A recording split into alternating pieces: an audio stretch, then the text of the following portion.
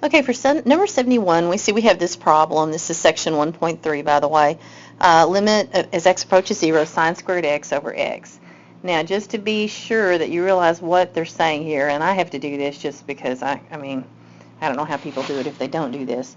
This means I've got sine x times sine x on top, and on the bottom I have x.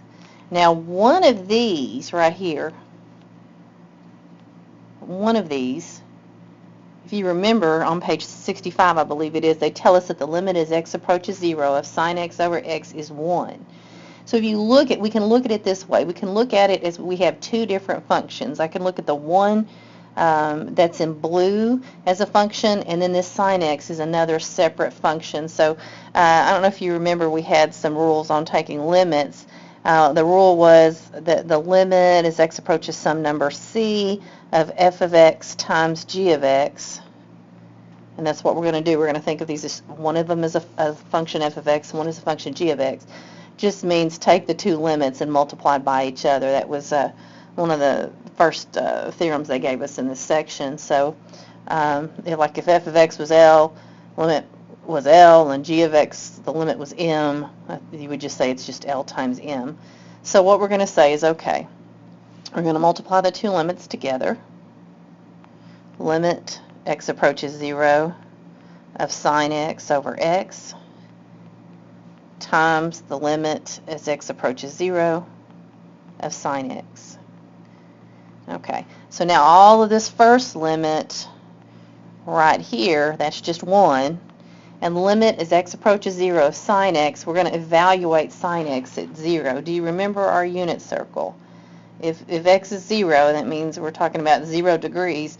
The sine, if you remember, just doing a little trig review here, if you're on the unit circle, the x value gives you your cosine of your angle, and the y value gives you the sine of the angle. So we want the y value here, and that point is 1, 0, so it is 0. So limit of x approaches 0 sine x is 0. So 1 times 0 is 0 would be our limit on 71. Okay, for 71, we have to remember some of our trig identity stuff. This is why it's so important to study trig before calculus.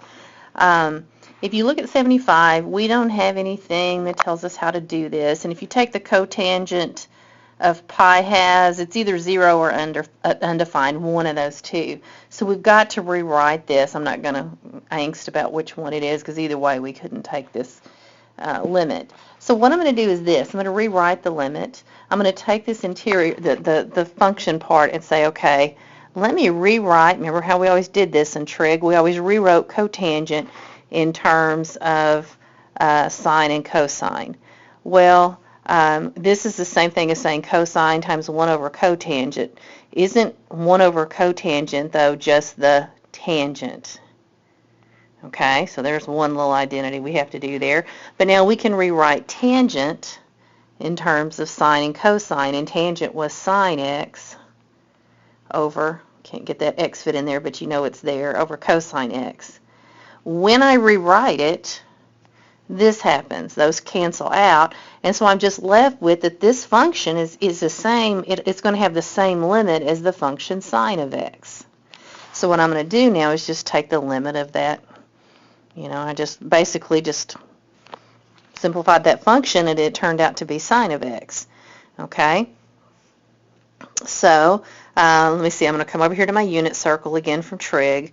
Pi halves is 90 degrees. It's right there. That's the point 0, 1.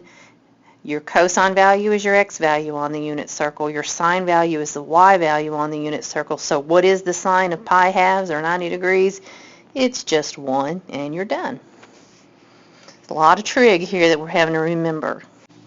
Okay, and problem number 83, they want you to find the limit of this f of x plus change of x minus f of x over change of x.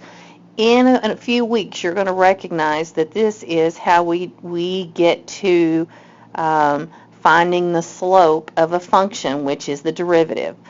Now, remember, when we find a limit, we're looking at a point on the curve, and we're trying to see what the y value of that point is approaching, even if there's not a point there. if we're trying to find the slope on the curve, and the slope is important because it's the rate of change, this is what we're going to do. This is kind of the limit definition of a derivative, and you don't know it yet, but this weird looking thing is going to be the catalyst to getting us to a point where we can do everything easier. So they're going to use it as a definition in a section or two. Okay, so what we have to do here is we have to kind of translate all this math speak here. They want us to basically take the limit as the change of x approaches 0. Now, f of x plus change of x means that I'm going to get my function f of x, which is 2x plus 3, and everywhere I see an x, I'm going to put a x plus change of x in there. Okay, so it's 2x plus 3, just copying the function down, and I took this and stuck it in for x. Now they want us to subtract f of x. Since there's two terms, I'm going to put that in parentheses. Okay.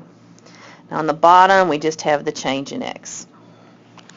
Okay, so we need to simplify this. This is a 3, it looks like a 5, so I'm going to go change it. So there we go.